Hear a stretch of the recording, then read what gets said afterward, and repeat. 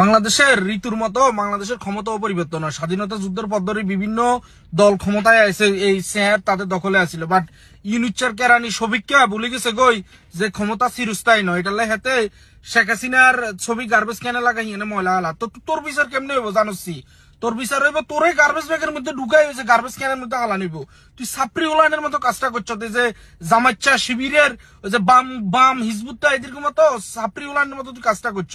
তুই বাংলা একাডেমির মতো জায়গাটারে নোংরা করছ। তুই 2020 সালও শেখ মুজিব কোডিকিনের লগে খাড়াই ফেসবুকের মধ্যে ছবি আপলোড দিছ চাটুকারি করতে। এখন তোর গিনা বার হয়েছে, তো তোর গিনা তোর বরি দেওয়া হইব। তোর বিচারও বাংলাদেশে করা হইব, ক্ষমতা বদলাইব। তারপরে এই যে সমন্বয়ক উপদেষ্টা এইগুলোর লাই তো আলাদা করে ট্রাইব্যুনাল করা হইব, বিকজ এরা ধৈর্যের সীমা ছাড়াই গেছে। আওয়ামী লীগ যখন ক্ষমতায় আসছিল বিএনপির নেতার মাইয়ের বিয়ে হয়েছে, জামাতের নেতার হোলা মাইয়া চাকরি করছে, বিয়ে হয়েছে, অথচ আওয়ামী লীগ ছাত্রলীগের কোন নেতা কোন অনুষ্ঠানে গেলে তোরা এখানে যে পাকড়াও করতেছ। নোয়াখালীর এই যে আদনানরে তোরা ধরা দিছ, এখন আবার তোরা করছ কি যে কোন এমপির বাইরে তোরা ওইখানে যে এর উপরে হামলা চালাইছ, পুলিশের হাতে তুলে দিছ। বাংলাদেশের আর্মি খাড়াই খাড়াই সোনু চুষছে। তো তোকে বিচার তো প্রশাসন টশাসন লাগতো না, আওয়ামী লীগ নিজের হাতে করবো। তোরা 17 বছর তোদের জীবন স্বাভাবিকভাবে চলছে। বাংলাদেশের যারা নন পলিটিক্যাল মানুষ আছে এদের কোনো কমপ্লেন নেই শেখ হাসিনার প্রতি।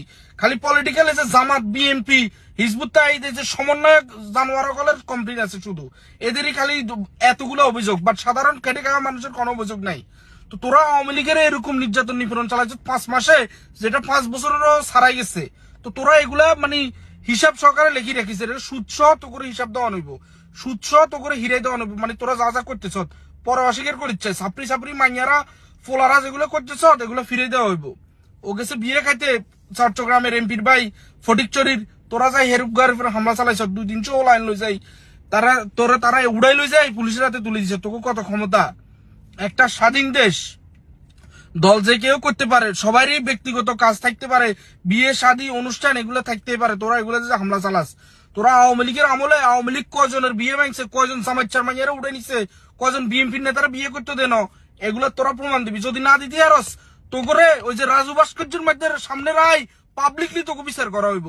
তোরা যে নির্যাতন চালাইছ, তোরা তানবীরের এই যে নোয়াখালী জেলা ছাত্রলীগের আদনানের গলার মধ্যে গামছা লাগাই হাতের টানতি নিতে নিছ, আজকে এমপির বাইরে তোরা উড়ে লেগেছ, মারধর করছ এবং পুলিশের হাতে তুলে নিছ। মনে রাখিস, মাইন্ড ইট।